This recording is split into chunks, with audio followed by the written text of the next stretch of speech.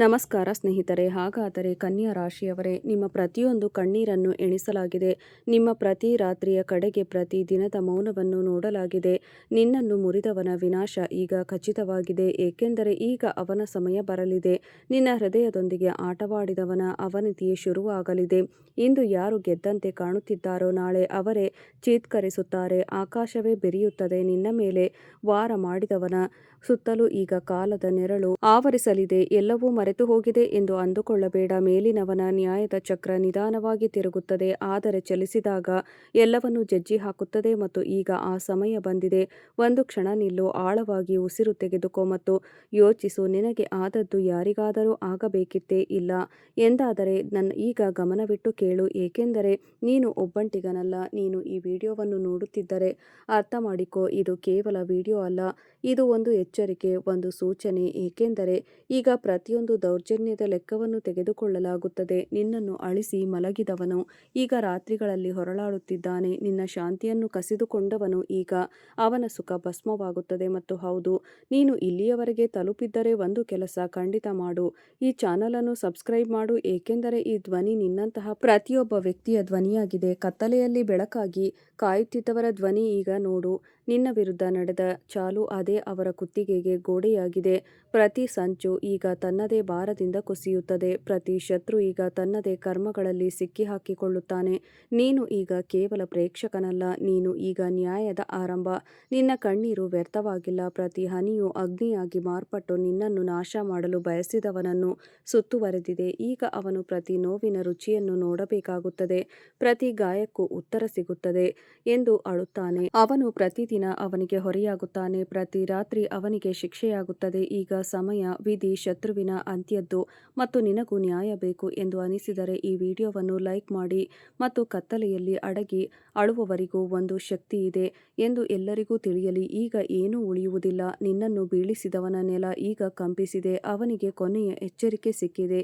ಈಗ ಅವನು ಅಳುತ್ತಾನೆ, ಚೀರುತ್ತಾನೆ, ಹೊರಳಾಡುತ್ತಾನೆ. ಅಯ್ಯೋ, ಅವನನ್ನು ಮುಟ್ಟಬಾರದಿತ್ತು ಎಂದು ಹೇಳುತ್ತಾನೆ. ಈಗ ಆ ಕಟಾರಿ ತಿರುಗಿದೆ. ನಿನ್ನ ಪ್ರತಿ ಕಣ್ಣೀರಿಗೂ ಉತ್ತರ ಕೊಡಬೇಕಾಗುತ್ತದೆ. ದೇವಸ್ಥಾನದ ದೀಪದಂತೆ ನಿನ್ನ ತಾಳ್ಮೆ ಉರಿಯುತ್ತಿತ್ತು.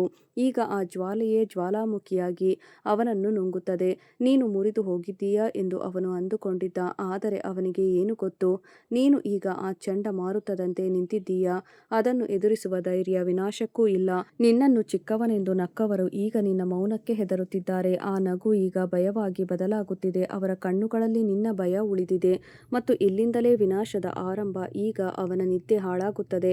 ಪ್ರತಿ ಕನಸು ಭಯಾನಕ ಕನಸಾಗುತ್ತದೆ, ಏಕೆಂದರೆ ಅವನಿಗೆ ಗೊತ್ತಾಗಿದೆ ಅವನ ಕರ್ಮಗಳು ಹಿಂತಿರುಗಿ ಅವನ ಬಾಗಿಲು ತಟ್ಟುತ್ತಿವೆ ಎಂದು. ನೀನು ಕೇವಲ ಮುಗುಳ್ನಗು ಮತ್ತು ನೋಡು ಮೇಲಿನವನು ಹೇಗೆ ಒಂದೊಂದೇ ಲೆಕ್ಕವನ್ನು ಸರಿ ಮಾಡುತ್ತಾನೆ ಎಂದು. ಈ ಮಾತು ನಿನ್ನ ಹೃದಯವನ್ನು ತಟ್ಟಿದ್ದರೆ ಈಗಲೇ ನಮ್ಮ ಚಾನಲ್ ಅನ್ನು ಸಬ್ಸ್ಕ್ರೈಬ್ ಮಾಡಿ, ಏಕೆಂದರೆ ಇದು ಕೇವಲ ವಿಡಿಯೋ ಅಲ್ಲ, ಇದು ನಿನ್ನ ಆತ್ಮ ಗೌರವದ ಧ್ವನಿ.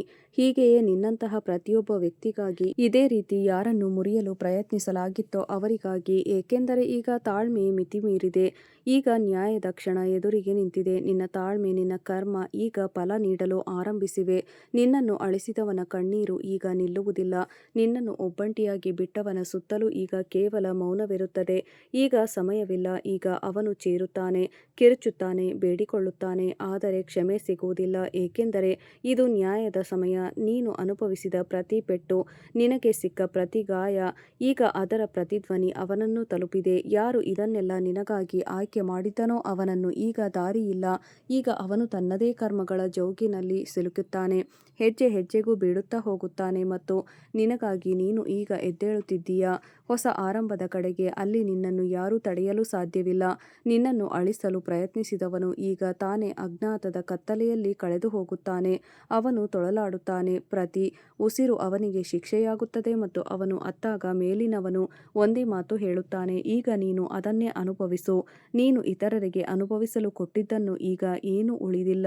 ವಿವರಿಸಲು ಈಗ ಕೇವಲ ನೋಡಬೇಕು. ಅವನ ಪ್ರಪಂಚ ಹೇಗೆ ಕುಸಿಯುತ್ತದೆ, ಅವನು ತನ್ನದೇ ಮಾತುಗಳಲ್ಲಿ ಹೇಗೆ ಉರಿಯುತ್ತಾನೆ, ಹೇಗೆ ತೊಳಲಾಡಿ ತೊಳಲಾಡಿ ನಿನ್ನ ಪ್ರತಿ ಕಣ್ಣೀರಿನ ಸಾಲವನ್ನು ತೀರಿಸುತ್ತಾನೆ ಎಂದು ಕೇಳು. ನಿನಗೆ ಅನಿಸಿದರೆ ಈ ವಿಡಿಯೋ ನಿನಗೆ ತಪ್ಪು ಮಾಡಿದ ಪ್ರತಿಯೊಬ್ಬರಿಗೂ ತಲುಪಬೇಕು ಎಂದು ಈಗಲೇ ಈ ವಿಡಿಯೋವನ್ನು ಶೇರ್ ಮಾಡೋ. ನಿನ್ನ ಧ್ವನಿ ಈಗ ಒಂಟಿಯಾಗಿ ಸಾಧ್ಯವಾಗಿಲ್ಲ. ಈಗ ಮೌನವಾಗಿ ನೋವು ಸಹಿಸಿದ ಪ್ರತಿಯೊಬ್ಬ ವ್ಯಕ್ತಿಯೂ ಎಚ್ಚರಗೊಂಡಿದ್ದಾನೆ. ಈಗ ಆ ದ್ವಾರ ಮುಚ್ಚಿದೆ. ಈಗ ಶತ್ರುವಿನ ಅಂತ್ಯವಾಗುತ್ತದೆ. ನಿನ್ನನ್ನು ಚಿಕ್ಕವನೆಂದು ಭಾವಿಸಿದವನು ಇಂದು ನಿನ್ನ ಕಣ್ಣುಗಳನ್ನು ನೋಡುವ ಧೈರ್ಯವನ್ನು ಮಾಡುವುದಿಲ್ಲ. ನೀನು ಕೇವಲ ಒಂದು ಪ್ಯಾದೆ ಎಂದು ಅವನು ಅಂದುಕೊಂಡಿದ್ದ. ಆದರೆ ಈಗ ನೀನು ಆ ಚಾಲಾಕಿ ಬದಲಾಗಿ ಆಗಿದ್ದೀಯಾ. ಅದು ಆಟವನ್ನೇ ಮುಗಿಸುತ್ತದೆ. ಈಗ ಅವನ ಪ್ರತಿಕ್ಷಣ ಉರಿಯುತ್ತದೆ, ನಡುಗುತ್ತದೆ, ಭಯದಲ್ಲಿ ಮುಳುಗಿರುತ್ತದೆ.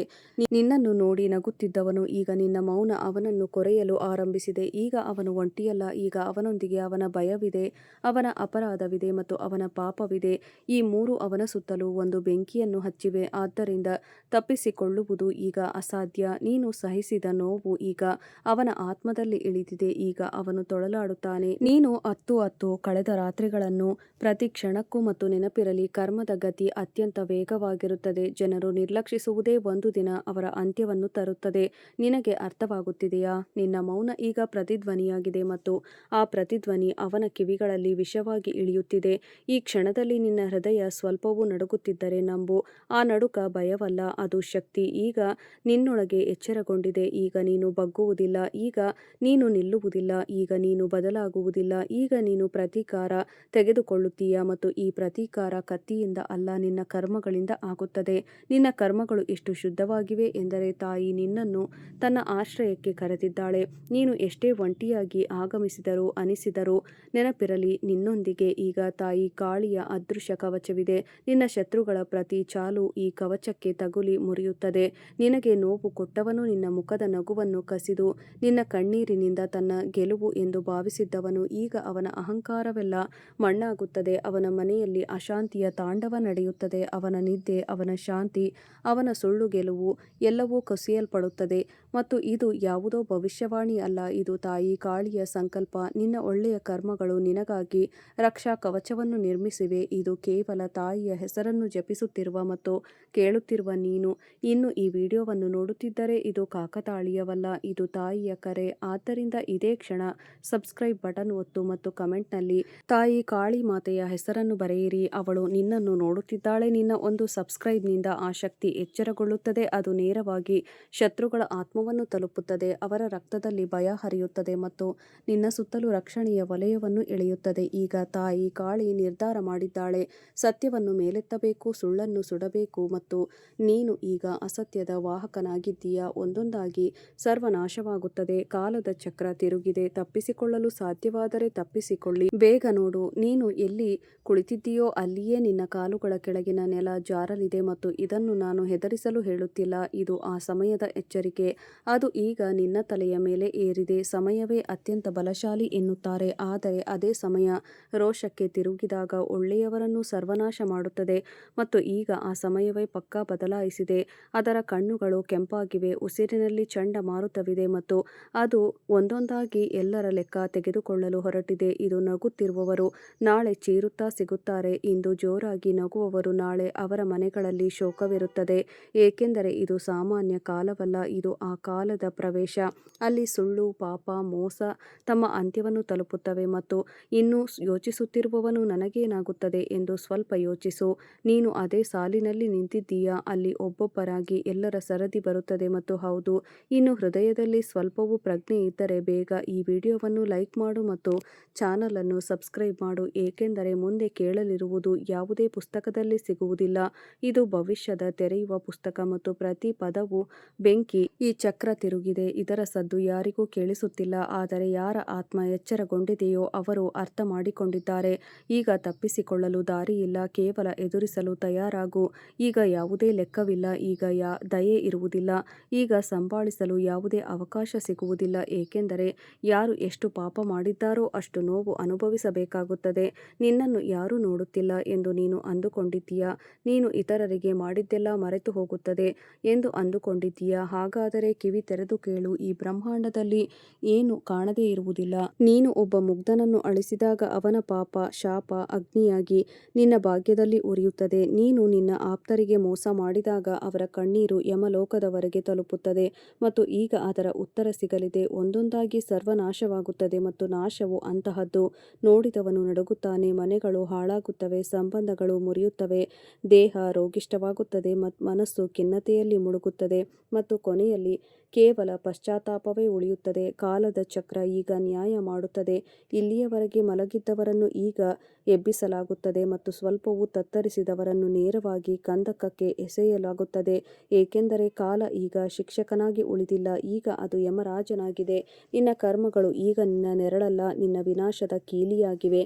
ಮತ್ತು ನೀನು ಪೂಜೆ ಮಾಡುತ್ತೇನೆ, ನಾನು ಸಾಧನೆ ಮಾಡುತ್ತೇನೆ ಎಂದು ಯೋಚಿಸುವವರೆಗೂ ಇದನ್ನೇ ಹೇಳಲಾಗುತ್ತದೆ. ನೀನು ಒಳಗಿನಿಂದ ಎಷ್ಟು ಶುದ್ಧ, ನಿನ್ನ ಮನಸ್ಸು ಎಷ್ಟು ಪವಿತ್ರ. ಉತ್ತರದಲ್ಲಿ ಒಂದೇ ಒಂದು ಸುಳ್ಳು ಹೊರಬಂದರೂ ಅರ್ಥ ಮಾಡಿಕೊ. ಈಗ ಯಾವುದೇ ಮಂತ್ರ, ಮಾಲೆ, ಸಾಧನೆಯಿಂದಲೂ ರಕ್ಷಣೆಯಿಲ್ಲ. ಕಾಲದ ಚಕ್ರ ತಿರುಗಿದಾಗ ಮೊದಲು ಗಾಳಿ ಪಕ್ಕಾ ಬದಲಾಯಿಸುತ್ತದೆ ಮತ್ತು ನಂತರ ಅಂತಹ ವಿಷಯಗಳು ಕಾಣಲು ಆರಂಭವಾಗುತ್ತವೆ. ಅವುಗಳನ್ನು ನೋಡುವ ಧೈರ್ಯ ಎಲ್ಲರಿಗೂ ಇರುವುದಿಲ್ಲ. ನಿನ್ನ ಸುತ್ತಲಿನ ಶಾಂತಿ ಇದು ನಿಜವಾಗಿ ಚಂಡಮಾರುತದ ಮೊದಲಿನ ಮೌನ. ಈಗ ಯಮದೂತರು ಹೊರಟಿದ್ದಾರೆ. ಅವರ ನಡಿಗೆ ನಿಧಾನ ಆದರೆ ತಪ್ಪದ್ದು. ಯಾರ ಹೆಸರಿನ ಕರೆಯಾಗಿದೆಯೋ ಅರ್ಥ ಮಾಡಿಕೊ. ಅವನ ಉಸಿರಿನ ಎಣಿಕೆ ಈಗ ಪ್ರಾರಂಭವಾಗಿದೆ. ರಾತ್ರಿ ಇದ್ದಕ್ಕಿದ್ದಂತೆ ನಿದ್ದೆಯಿಂದ ಎಚ್ಚರಗೊಳ್ಳುವುದು, ಕಾರಣವಿಲ್ಲದೆ ಹೃದಯ ಜೋರಾಗಿ ಬಡಿಯುವುದು, ಕನ್ನಡಿಯಲ್ಲಿ ಮುಖ ಅಪರಿಚಿತವಾಗಿ ಕಾಣುವುದು, ಇವೆಲ್ಲ ಸೂಚನೆಗಳು ಯಾವುದೋ ಅದೃಶ್ಯ ಶಕ್ತಿ ನಿನ್ನ ಹತ್ತಿರ ಬಂದಿದೆ ಎಂದು. ಮತ್ತು ಅತ್ಯಂತ ಅಪಾಯಕಾರಿ ವಿಷಯ ಗೊತ್ತಾ, ನಿನ್ನವರೇ ಈಗ ನಿನ್ನ ಶತ್ರುಗಳಾಗುತ್ತಿದ್ದಾರೆ. ನಿನ್ನ ಕಣ್ಣು ಮುಚ್ಚಿ ನಂಬಿದವರು ಈಗ ಅವರೇ ನಿನ್ನ ಹೆಸರನ್ನು ಯಮದೂತರ ಪಟ್ಟಿಯಲ್ಲಿ ಸೇರಿಸುತ್ತಿದ್ದಾರೆ. ಹೌದು, ನಿನ್ನ ಅತ್ಯಂತ ಹತ್ತಿರದ ಜನರು, ನಿನ್ನ ಪ್ರತಿ ವಿಷಯವೂ ಗೊತ್ತಿರದವರು ಈಗ ನಿನ್ನ ಪತನದ ಅತ್ಯಂತ ದೊಡ್ಡ ಕಾರಣವಾಗಲಿದ್ದಾರೆ. ಇವರ ನಗುವಿನ ಹಿಂದೆ ಅಡಗಿರುವ ದ್ವೇಷ ಈಗ ಕುದಿಯುತ್ತಿದೆ ಮತ್ತು ಕಾಲದ ಕೋಪ ಭುಗಿಲೆದ್ದಾಗ ಮೊದಲು ಇದೇ ಮುಖಗಳು ಅಸಲಿ ರೂಪ ತೋರಿಸುತ್ತವೆ.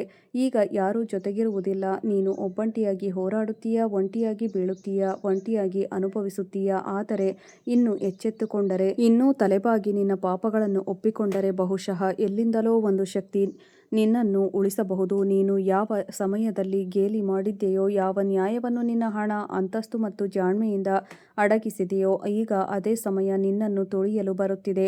ಮತ್ತು ಈ ಬಾರಿ ಇದು ಕೇವಲ ಎಚ್ಚರಿಕೆಯಲ್ಲ, ಇದು ನಿರ್ಣಯ.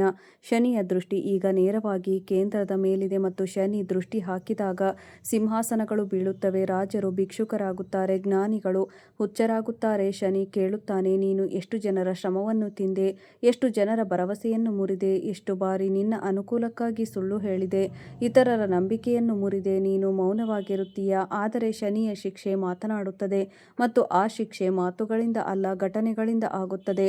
ರಾಹು ಈಗ ನಿನ್ನ ಮೆದುಳಿಗೆ ಹೊಕ್ಕುತ್ತಾನೆ.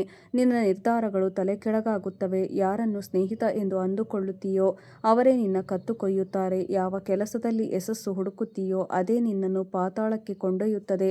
ಕೇತು ಈಗ ನಿನ್ನ ಗುರುತನ್ನು ಅಳಿಸುತ್ತಾನೆ. ಜನರು ನಿನ್ನನ್ನು ಮರೆಯಲು ಆರಂಭಿಸುತ್ತಾರೆ. ನಿನ್ನ ಮಾತುಗಳು ಪರಿಣಾಮ ಕಳೆದುಕೊಳ್ಳುತ್ತವೆ. ನಿನ್ನ ಸುತ್ತಲೂ ವಿಚಿತ್ರ ಮೌನ ಆವರಿಸುತ್ತದೆ. ಅದರಲ್ಲಿ ಒಂದೇ ಒಂದು ಧ್ವನಿ ಪ್ರತಿಧ್ವನಿಸುತ್ತದೆ, ನಿನ್ನ ಪಾಪಗಳ ಪ್ರತಿಧ್ವನಿ. ಮತ್ತು ಈ ಮೂರು ಛಾಯೆಗಳು ಒಟ್ಟಿಗೆ ಬಿದ್ದಾಗ ವ್ಯಕ್ತಿ ಜೀವಂತವಾಗಿದ್ದಾಗಲೇ ಮೃತ್ಯುವಿನ ರುಚಿ ನೋಡುತ್ತಾನೆ.